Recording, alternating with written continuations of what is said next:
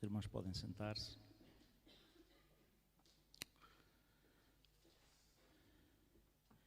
Eu queria, como já disse várias vezes, não prego muito frequentemente, mas quando prego gosto de trazer uma palavra diferente. Gosto de trazer uma palavra diferente e desta vez eu quis pregar sobre uma parábola que não existe na Bíblia. Porque normalmente quem prega sobre um versículo, prega sobre um livro, como eu preguei outro dia da Bíblia, prega sobre uma parábola, mas uma parábola que existe na Bíblia, não é? E eu quis pregar e quero pregar sobre uma parábola que não existe na Bíblia. Então recorri a um amigo. Sabem quem é essa amiga que eu recorri? Podes pôr-lhe, por favor, Maria, João 15, 14 a 16.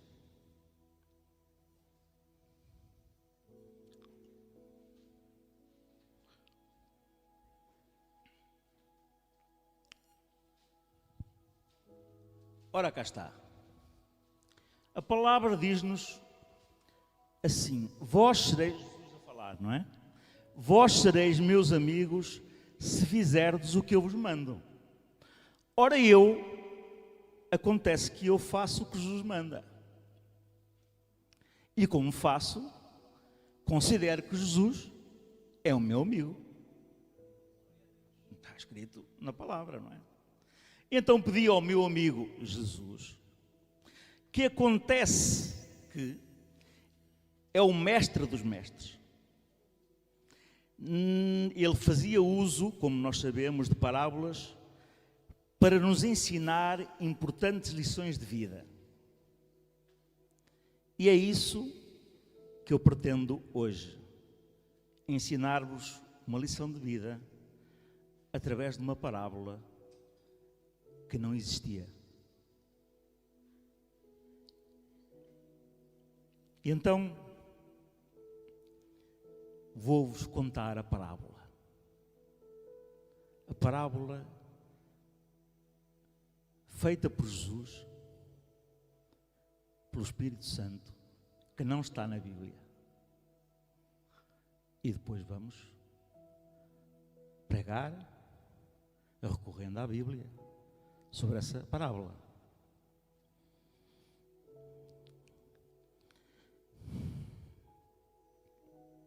Um sapinho estava sossegado dentro da sua lagoa.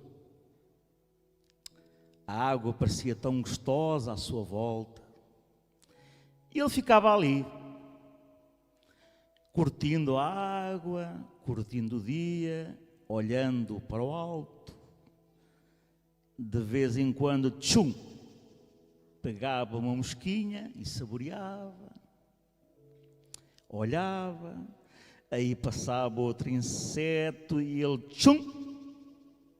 saboreava. Era um sapinho feliz da vida dentro da água. Mas acontece que no fundo daquele lago começou uma erupção vulcânica que foi aquecendo as rochas. E as rochas, fervendo, começaram a aquecer também a água. E a temperatura da água da lagoa foi subindo e aquela água, ao aumentar a sua temperatura, chegou até ao sapo. Foi subindo e subindo até chegar até ao sapo.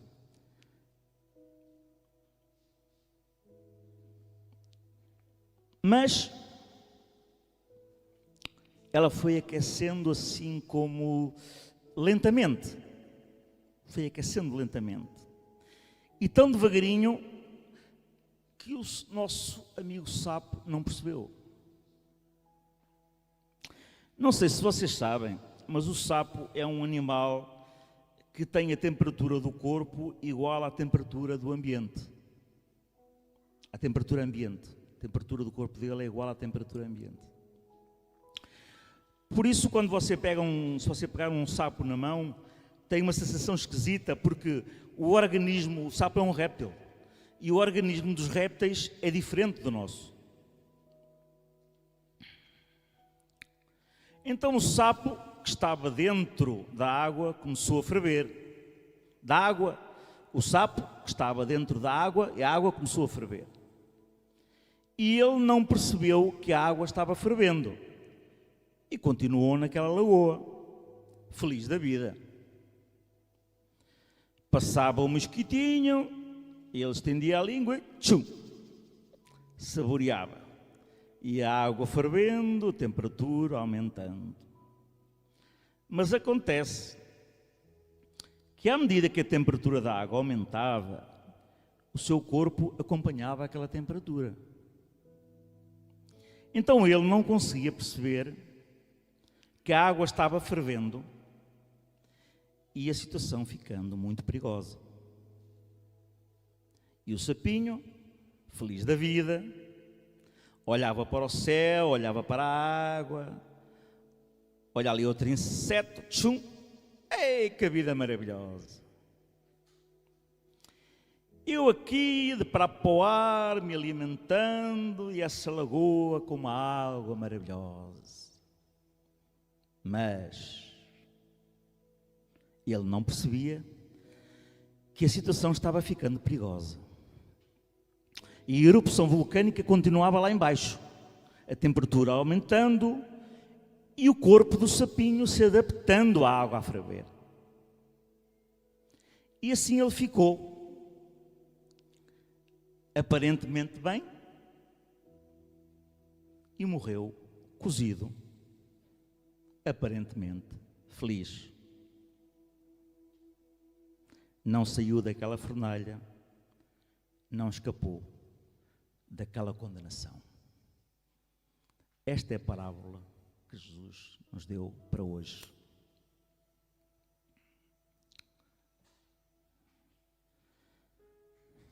E agora vamos passar à pregação.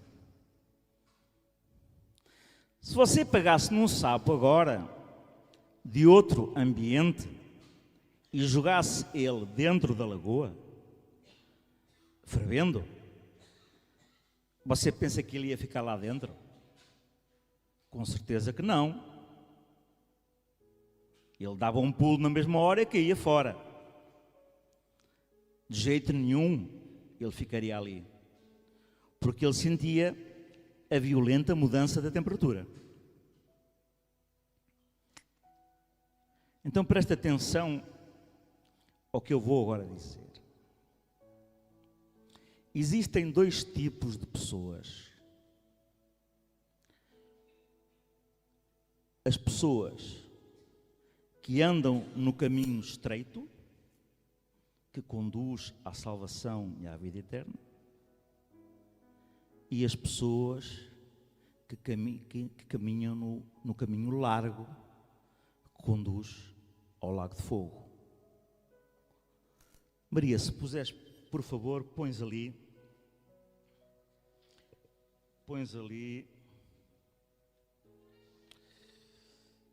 Mateus 13, 49, 50.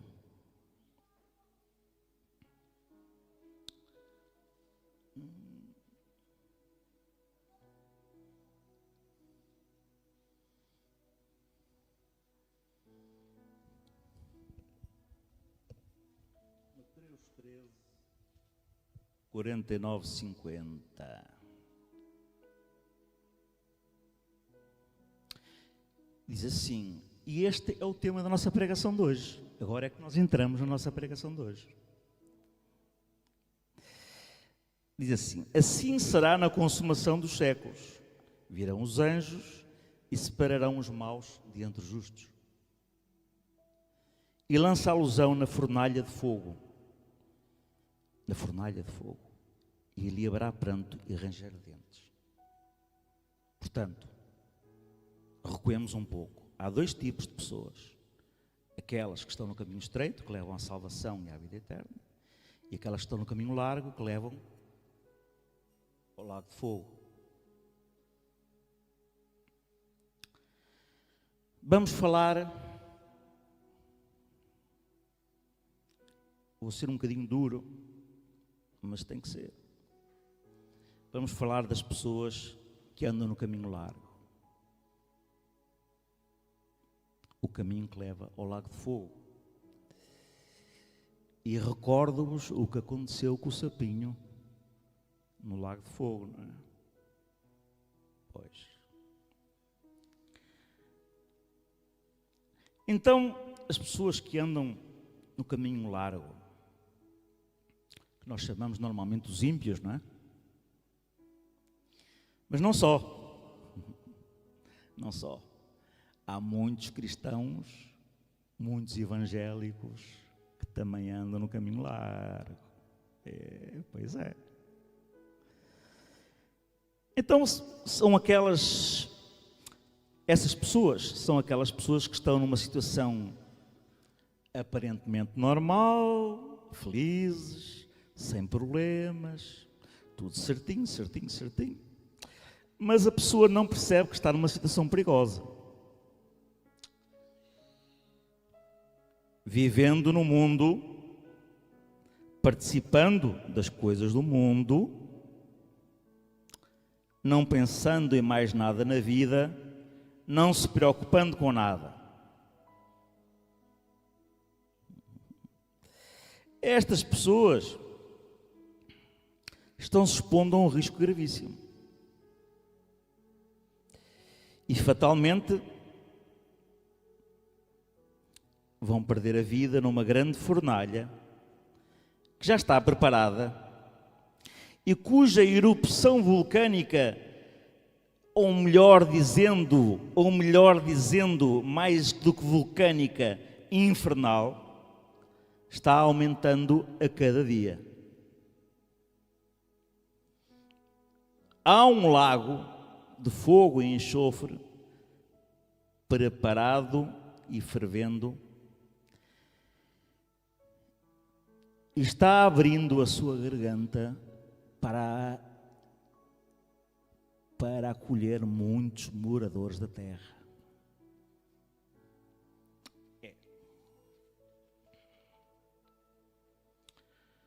Presta atenção. Não seja igual àquele sapinho que se acomodou à temperatura externa. Você precisa reagir, você precisa observar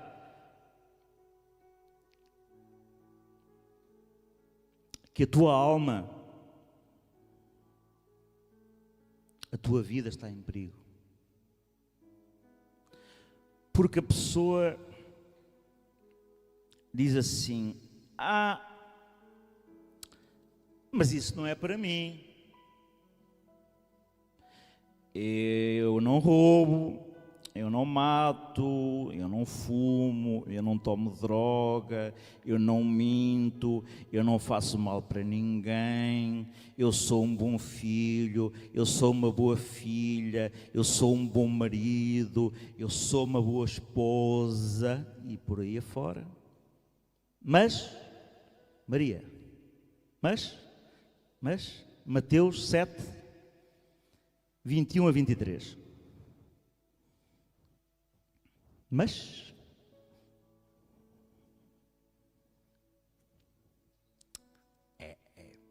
nem todo o que me diz Senhor, Senhor, entrará no reino dos céus, mas aquele que faz a vontade do meu Pai que está nos céus. 22. Muitos me dirão naquele dia: Senhor, Senhor, não profetizamos nós em Teu nome? E em Teu nome não expulsamos demónios? E em Teu nome não fizemos muitas maravilhas? E o 23. E então lhes direi abertamente: nunca vos conheci. apartai-vos de mim, vós que praticais iniquidade. Então, se vocês soubessem quantas pessoas que fazem milagres e maravilhas estão no caminho largo, muitos estão, irmãos, infelizmente. E quando lá chegarem ao julgamento acima, Jesus vai dizer: não vos conheço de lado nenhum. Vocês têm que entender que há uma necessidade urgente de sair fora desta situação. De olhar não apenas para a paisagem do céu, como olhava o sapinho, mas olhar além do céu. Além do céu. Olhar para além das nuvens e ver que naquele lugar altíssimo existe um Deus Todo-Poderoso. E à sua direita, o Senhor Jesus, constituído juiz dos vivos e dos mortos. E uma coisa vos garanto: Jesus quer que vocês escapem da condenação. Deus quer que vocês escapem da condenação. Quando Sodoma e Gomorra estavam para ser subvertidas,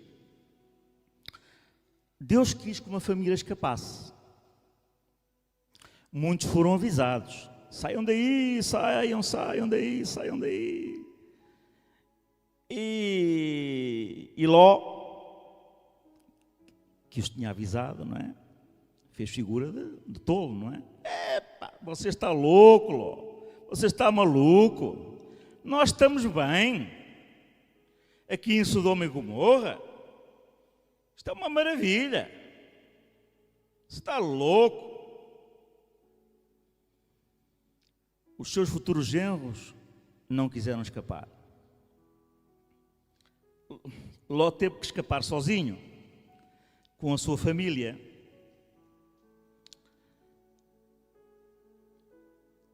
Mas toda aquela população, apesar de uma boa parte estar avisada, riu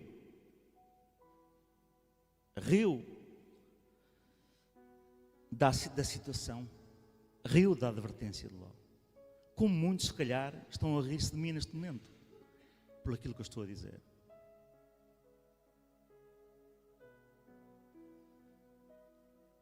Meus irmãos, vou-vos confessar uma coisa. Eu pertenço ao outro grupo de pessoas.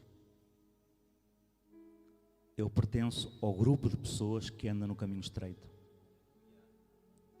E quero acreditar que vocês que estão aqui também pertençam a esse grupo, ou tal outro grupo, das pessoas que andam pelo caminho estreito. Eu sou o sapo fora da lagoa, fervendo. Eu estou no mundo, mas não sou do mundo.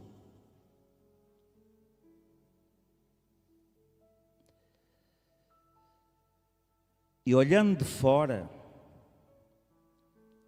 eu vejo que a situação de tantos e tantos é muito perigosa.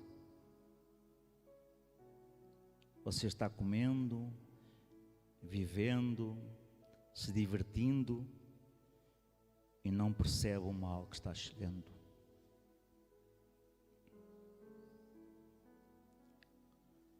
Jesus disse assim, Maria, por favor, Mateus 24, 37 a 39.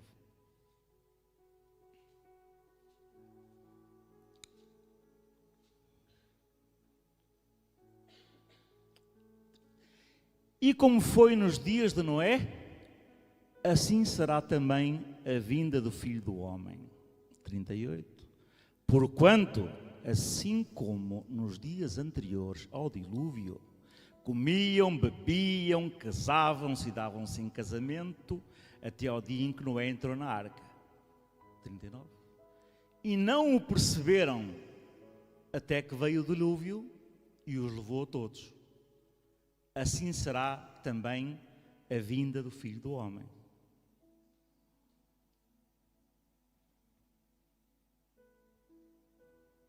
E muitos não perceberão quando esse dia realmente chegar. Vão sempre fazendo a equivalência com a história do sapinho.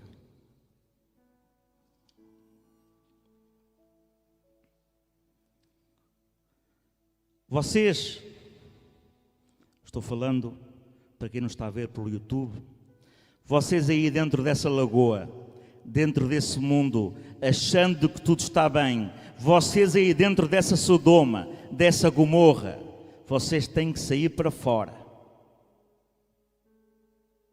É possível escapar. Deus quer que você escape. Mas só existe uma solução para escapar. Prestem atenção no que diz a carta de Hebreus, a carta de Paulo aos Hebreus, no capítulo 2, versículo 3 e 4. Maria, por favor, outra vez. Hebreus, capítulo 2, versículo 3 e 4.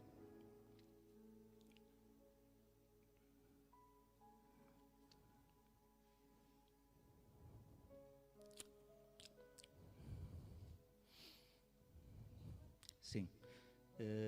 3 e 4. Capítulo 2, versículo 3 e 4.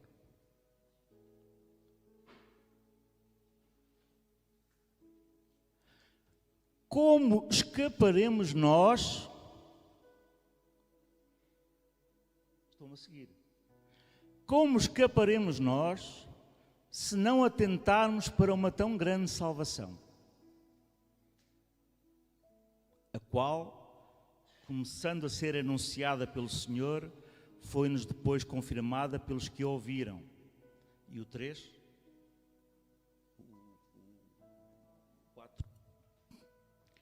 Testificando também Deus com eles,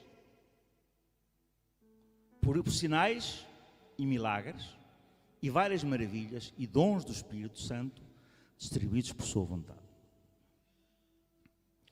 Ora bem,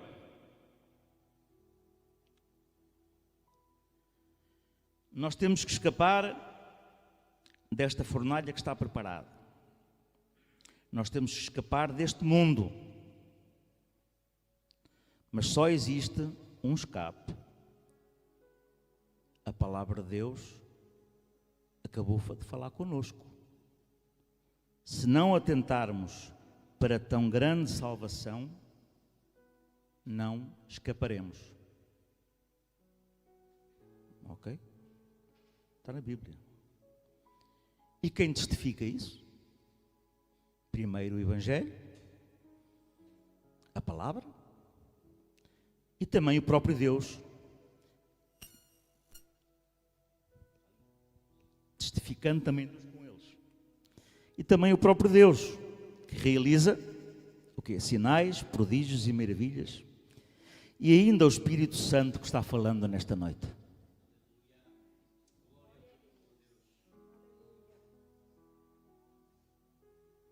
Através desta mensagem,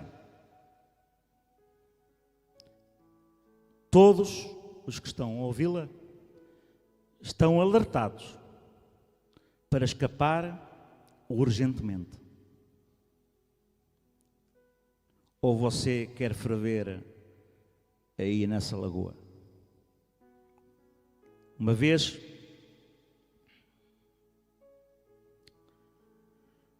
Deus decidiu que uma grande cidade seria totalmente subvertida. E todos os seus habitantes, inclusive os animais, seriam destruídos. Mas antes disso, Deus enviou ali um pregador chamado Jonas. Ele anunciou o juízo, anunciou a palavra de Deus a todos os habitantes de Nínive, E todos os habitantes de Nínive se arrependeram dos seus pecados. Os irmãos conhecem a história. Ou seja, apesar do juízo e da sentença já ter sido proferida por Deus, eles iniciaram um grande jejum e oração e até aos animais ordenaram que não se desse mais comida, nem água, nem pasto, nem coisa alguma.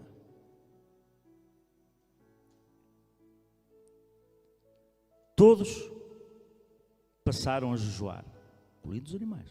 Todos passaram a jejuar.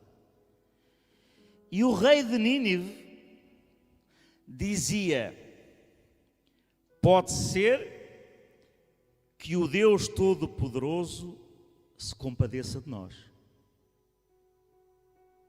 E não é que Deus se compadeceu?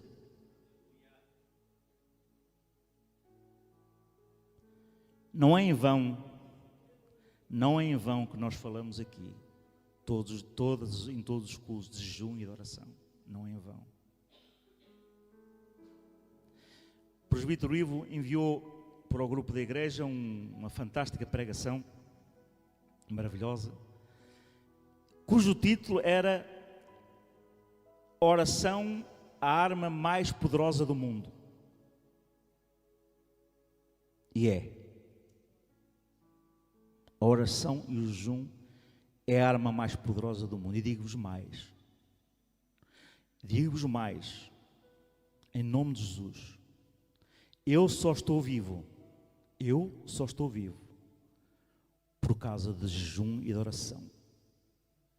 Todos os dias. Nós oramos de manhã, oramos a meio da manhã, oramos antes do almoço, oramos depois do almoço, oramos a meio da tarde, oramos antes de jantar, oramos depois de jantar, oramos antes de dormir. Porque se não fosse assim, com os ataques de que nós somos alvos, e amigos, os pastores são alvos de ataques que vocês nem vos passam pela cabeça. Nem vos passa pela cabeça. Se não fosse todo esse jejum e oração, se não fosse a minha esposa todos os dias às 4 da manhã estar de joelhos em oração, nós já não estaríamos aqui há muito tempo.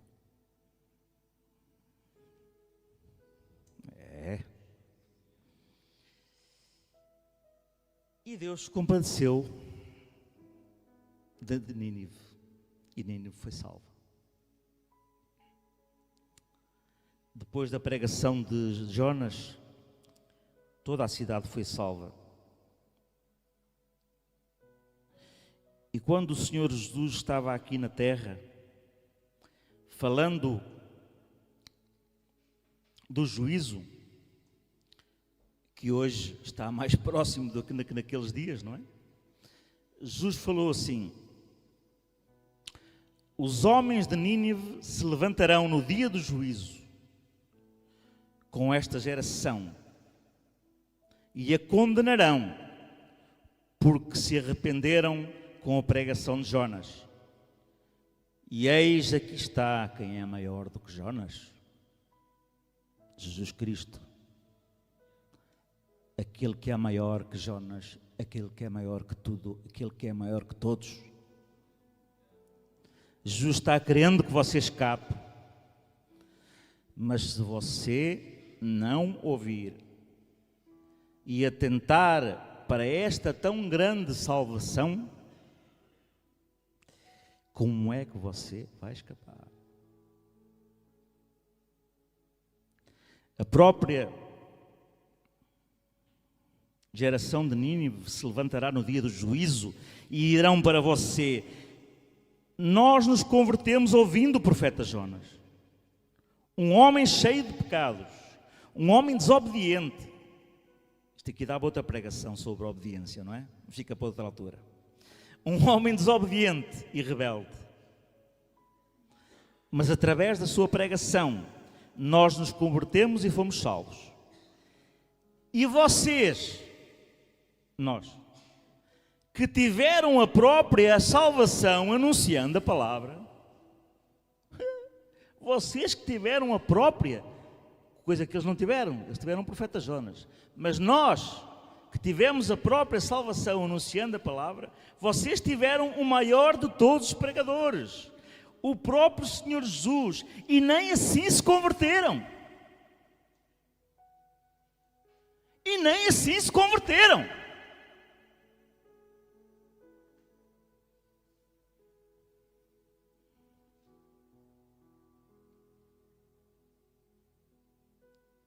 Já estou terminando. Não seja igual ao sapinho, que ficou fervendo e fervendo naquela situação cada vez mais caótica e perigosa, e ele achando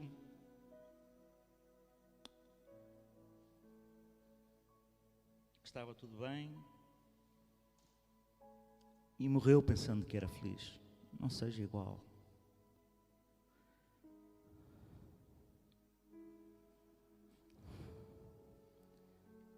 Você pode achar que está feliz na sua situação atual.